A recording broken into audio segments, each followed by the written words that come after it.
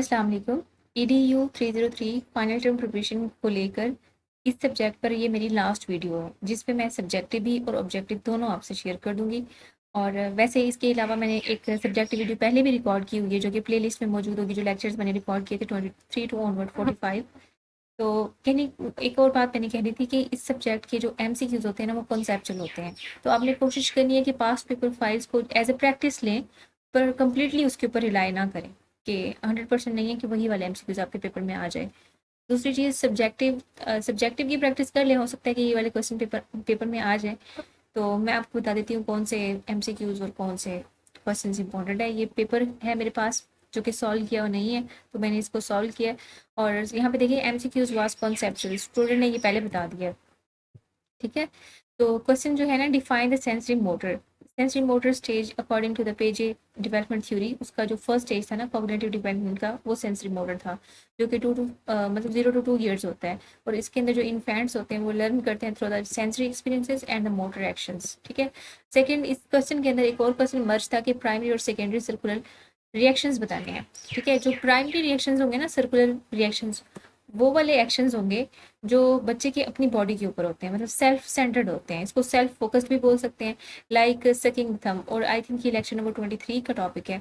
Secondary circular reaction जो होते हैं ना, वो ऑब्जेक्ट्स पे ज़्यादा फोकस होते हैं, इन्वायरमेंट के ऊपर। These involve the interactions with the environment, shaking the rattle to hear the sound, object focused होता है। ठीक है, अगर ऑप्शन बन जाए तो भी आपने ये याद रखना है कि सेल्फ फोकस जो होता है वो प्राइमरी सर्कुलर है, और ऑब्जेक्ट फोकस जो होता है वो सेकेंडरी सर्कुलर है। वैसे ये क्वेश्चन पेपर में आ चुका है।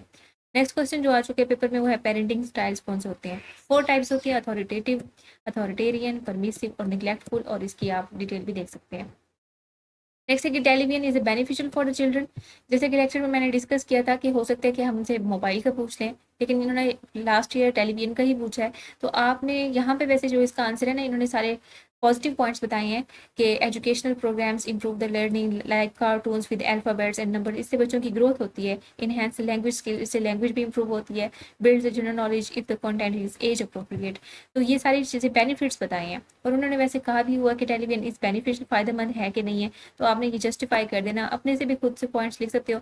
लेकिन इस क्वेश्चन को आप एज अ मोबाइल के थ्रू भी, मतलब मोबाइल के भी बेनिफिट्स हैं या नहीं है, वो भी आपने ज़रूर देखना है। और उसके ड्रॉबैक्स क्या हैं, उस तरीके से भी आपने सोच के जाना है कि पेपर में अगर आ जाए तो आप क्या लिखेंगे। नेक्स्ट है कि explain assets and discuss any three. ठीक है, एसेट्स ये वो वाला लेक्चर है जिसमें मैंने बताया था कि फैमिली भी हमारे एसेट्स ही हैं। मतलब कि फैमिली अगर अच्छी है, पेरेंट्स जो हैं वो केयरिंग है, तो उससे बच्चे की जो डेवलपमेंटल ग्रोथ होगी वो ज़्यादा बेहतर होगी। तो ये जो चीज़ें बच्चों की मेंटल ग्रोथ में हेल्प करती हैं वो उसके एसेट्स हैं। तो आपने सपोर्ट देखो, इन्होंने एसेट बना दिया है। बाउंड्रीज एंड एक्सपेक्टेशन, ये भी एसेट है। पॉजिटिव आइडेंटिटी, ये भी एसेट है। इसके अलावा भी आप कोई से 3 लिख सकते हैं, लेकिन एसिड का बेसिकली पता होना चाहिए। पॉजिटिव एक्सपीरियंस, रिलेशनशिप्स और the values that help the children to grow into the responsible adults. ठीक है, ऐसी चीज़ें जो उसको ग्रो करने में और रिस्पॉन्सिबल एडल्ट बनाने में या सोशली एक्टिव बनाने में हेल्प करती हैं, वो सारी चीज़ें एसिड्स कहलाएंगे। Describe the few acids, describe करने। आप constructive use of time, like engaging in hobbies, commitment to the learning like school attendance, और social competence like ability to interact well। ये क्वेश्चन भी पेपर में आया था। अच्छा, muscles weak due to the lack of the protein, name the disease. इस disease का नाम पूछा हुआ है, इसको पढ़ना है वॉशरकर। ठीक है, आई थिंक कि इसमें साइलेंट है, और मैंने वैसे इसकी प्रोनाउंसिएशन एग्जैक्टली देखी नहीं है। तो ये इसका वर्ड है, आपने इसको याद करना है। It is a severe protein deficiency disease common in the children with poor diets. Differentiate between the कॉपिंग and the resilience. ये जो रेजिलियंस वाला क्वेश्चन, तो मेरे ख्याल में पिछली जो सब्जेक्टिव की वीडियो थी उसमें भी ये क्वेश्चन आया हुआ था, जिसमें मैंने इमरान खान की एग्जांपल दी थी। देखो, कॉपिंग जो होता है ना, शॉर्ट टर्म टेक्निक्स होती हैं to manage stress and problems, like deep breathing, talking to the someone. और जो रेजिलियंस होते हैं ना, ये लॉन्ग टर्म एबिलिटी होती है to bounce back after the hardships, like a child from a poor family succeeded in the school. Example के साथ मेंशन करना। अगर 5 मार्क्स का क्वेश्चन हो तो सबकी एग्जाम्पल आपने खुद देनी है। Neurons and glial cells, how do you know about the nervous system. ठीक है, nervous system controls body functions and transmit the signals. Neurons जो होते हैं वो बेसिक वर्किंग यूनिट्स होते हैं, लाइक नर्व सेल्स। और glial cells support and nourish the neurons. Neurons को जो सपोर्ट करते हैं वो गैलिलियल सेल्स होते हैं। और बायोलॉजी और ये बता रहे, रेफरेंस दे रहे हैं कि आप वो इस टॉपिक के ऊपर खुद मज़ीद रिसर्च कर लें कि ये क्या चीज़ें होती हैं। आपने हैंडआउट से इसको पढ़ लेना है। मैंने वैसे इस वीडियो में तो वैसे ही आपको बताना था कि कौन सा सब्जेक्टिव क्वेश्चन इंपॉर्टेंट है।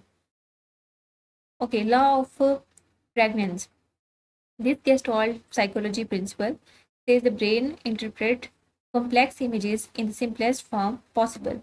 जैसे एग्जाम्पल के तौर पर we see a complete circle even if it is broken, अगर टूटा हुआ भी हो फिर भी हम उसको इमेजिन कर लेते हैं कि ये कंप्लीट सर्कल है।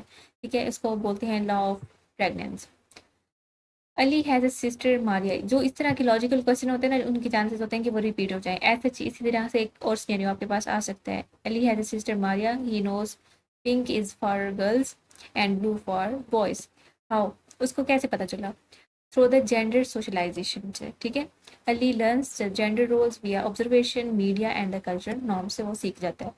अब जो बाकी क्वेश्चन थे ना, वाई द इन्फेंट्स, देखो यहाँ से फाइल से देखो, दो पोर्शंस बने हुए हैं। ये आई थिंक दो पेपर का फीडबैक है, एक ये वाला है और ये वाला इन्फेंट डेथ वाला।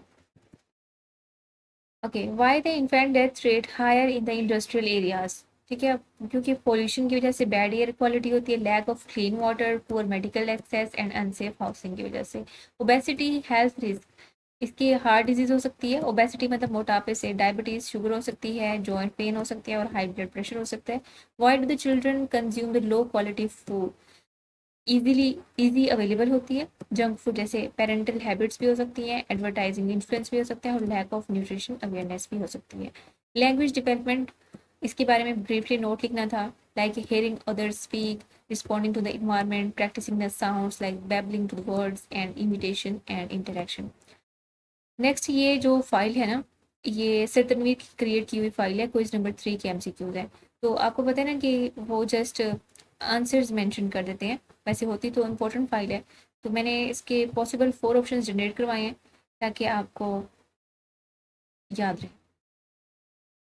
देखो, फर्स्ट एमसीक्यू है कि blast injuries, accidents injuries and the penetrating traumas are the few examples of, ये फिजिकल ट्रॉमा है। आपको पता चल रहा है ना कि जब फिजिक इंजरी बॉडी से एक्सीडेंट और ये सारा कुछ फिजिकल तो है, ये फिजिकल ट्रॉमा होगा।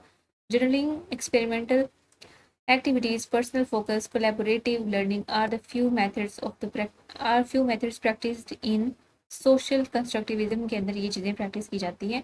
Which of the following is the best to explain the tertiary circular reactions? So right option इसका है interacting with the environment in the new ways has been coined by the Brunner. Dash has been defined as change that occur in the knowledge or a behavior of the individual because of his experience. So right option is learning has been defined as a change that occurs in the knowledge.